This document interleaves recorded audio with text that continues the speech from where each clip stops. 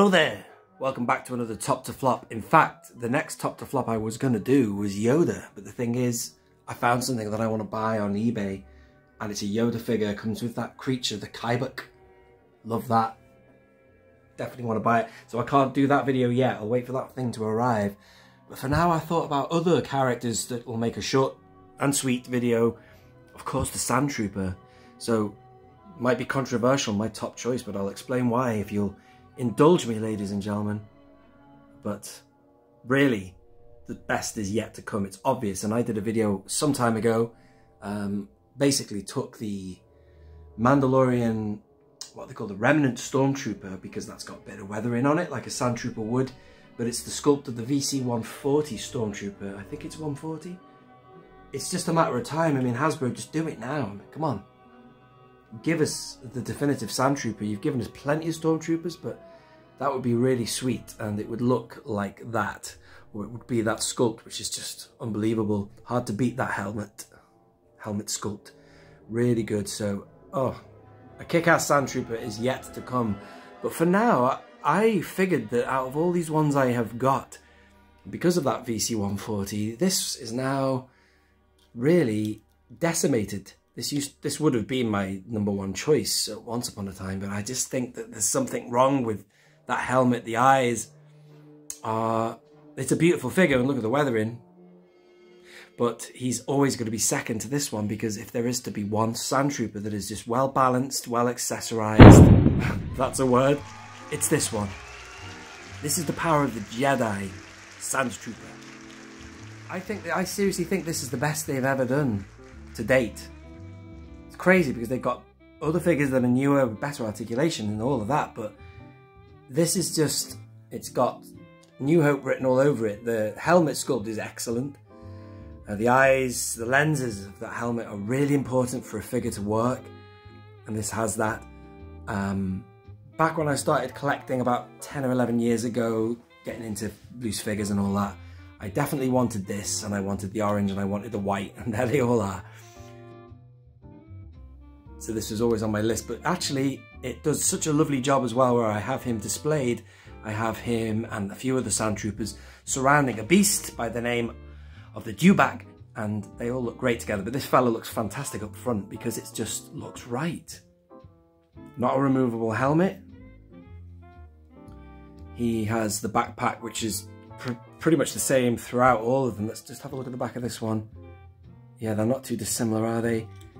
And he's got a moderate amount of weathering on it, which makes him look good. Tatooine. Looks like it's a land he's been treading for some time. And I swear to God that until they do what they need to do, Hasbro, and you could and should and would do it if you got your ass in gear, this is the best for me. Let's go to the next place. This has to go to this. And also, in terms of card backs and everything, this is the TVC figure, this, more or less. And it is a beautiful card back as well that came with this part 2, should we say. It's 2.0. And the orange pauldron guy. I got this one in the black series though, because he was reissued there, so that made it a lot more affordable to get than buying him on a TVC card, and I do believe he still will fetch a fair price. Look at that beautiful wash all over him. Helmet again, as I say, just it's the eye lenses that just have been surpassed now, but still it's a beautiful, beautiful figure. There's the backpack. Excuse, he might be a little bit dusty, and it's just that beautiful wash they put all over him. It's grime. It's balanced and it works. Whereas, I don't know, that's still good, but it just looks very splotchy and patchy. Whereas that's just a coating. But it's not the first time I got hold of that figure. No, the first time was this guy. It's the same, except he comes with the black pauldron. This one came in the, what do you call it now? Legacy Collection Build-A-Droid line, or whatever you want to call that. Yeah, it is a Build-A-Droid, because you could get Jabba's droid if you bought all of those figures and put them together. So it came with a reissue of the Sandtrooper that we'd already seen in TVC. Again, no different, except he's got the black pauldron. So that's that, but it is in a sense the TVC figure. Then we move on to this. This is the original Sandtrooper from the Vintage Collection, and he came on what I call a special edition card back. This guy's image was vastly superior.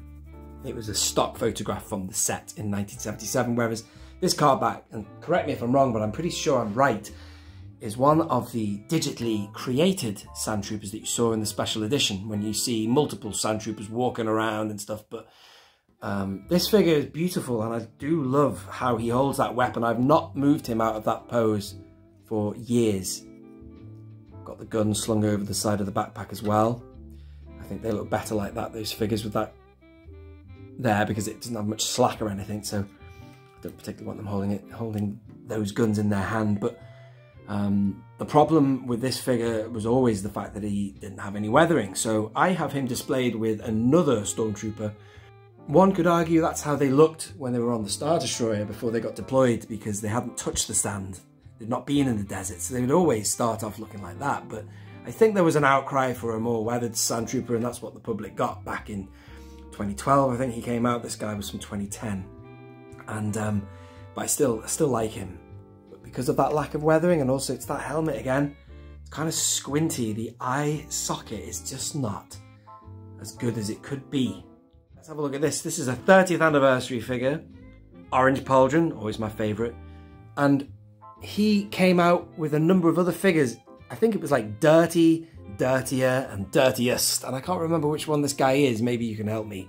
But I like this figure. I spent a lot of money on it as well. You can get a bargain, you can get it, but I just wanted this figure so badly. At that time, I hit one of those premium listings, you know what I mean?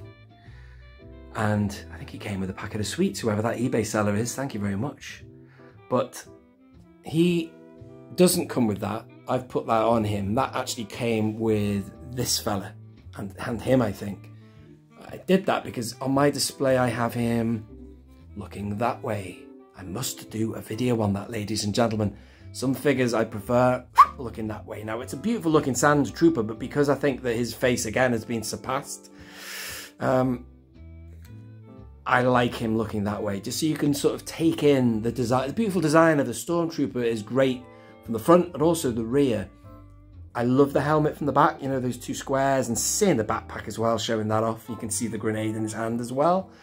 He looks like he's ready for desert mission there for damn sure, but the head is actually really good, actually. The helmet is not bad. It's the same, should we say, sculpt or mold as kind of this era, which is a removable helmet. That's 30th anniversary as well. It's a removable helmet, although his you can't remove, but it's got the proportions of that era, should we say. And it's served a purpose. I'm sure people at one point in time thought that that was definitive and would never be beaten, but it has. But it's still good. It's really good, and he's got all that dirt on him. There's some ones that are less dirty. I think one comes with a white pauldron, one comes with a black, I think. Do correct me if I'm wrong. And then finally this one here, which when he came out would have been a hit for anybody who dreamt, and I used to dream of having a Sandtrooper back in the 80s. I loved my Stormtrooper figures, but I always used to want a Sandtrooper because I loved those. Sort of differentiated them from any other Stormtroopers, and the dirt and the kit and the backpack and everything. But he's awesome. But look at him, he's very bulky now. It's a bit outdated, but when I first saw this mold in 1997, I opened a magazine and saw these figures in. I thought, wow, I could forgive it because there were aspects that you never saw in the 80s. The colouring, the finish, the paint app, the detail. So it's still great, and I still love this figure. But although I have him right now, he's on that ugly stand because I have him on the top shelf behind the dewback. So I've got him on the crap stand because force perspective and everything from a high vantage point. It's up there on my creature shelf. I have him. You can't see the stand. You just see him standing on the far side of the dewback. He's a space filler. Pretty much, no disrespect, pal. And that is it. And then we have the worst figure, but he's still pretty cool. Very similar to this one that we're looking at here. Another Power of the Force. That was Power of the Force 2, by the way, did I say? This is also Power of the Force 2, but this guy came with the dewback. Now, before we look at the figure, just drink in the dewback. The dewback is excellent. It's a beautiful creature, and he's better than the subsequent... Should we get rid of that screw? He's better than the subsequent release, I think, of the dewback that came out in the... What was the line? Movie was it Movie Heroes or something like that? They brought him out. But look at the scaling and the detail and the paint. Beautiful, ancient desert lizard. But the figure is horrendous, really, if you look at him. But he looks cool on there, of course. You could probably get better troopers on there once they bring out this fella. You could get his sculpt on there easy because he's got ball jointed hips. In fact, I think he's got ball jointed hips too, and he might. But I also thought I'd bring out this 5 POA Stormtrooper just to give you the sense of the future that we need to get a new Sandtrooper looking pretty decent like that. But anyway, this figure is, he's got a kind of squatty position. He's got a hinge on the knee there, which is good. That pauldron is massive, but then again, I think this one was as well. Let's have a look. Yeah, they're pretty big, those pauldrons. Oversized. I like the staff, the lance he's holding as well. It's pretty cool. And I like to show my history of figures on my shelves. I don't shy away. Some people might not want to show figures that have been surpassed by subsequent releases, but I don't mind having them all together. But he would be the worst one, sadly, but he's still cool. And look at that gun on the back. He's falling off. Gun on the backpack there. Should we get him on? He doesn't half slide around, man, on there. That's it, ladies and gentlemen. That is my top to flop list. And how about that for irony? This figure now, which is getting on to being 24 years old, is my favourite. I'd say that that is the best, well-balanced Sandtrooper that I have in my collection. But you know what to do, Hasbro. Fix that and give me something that nobody can argue with, that will be definitive for all time. This has been Only One Kenobi, ladies and gentlemen. Only one. Out.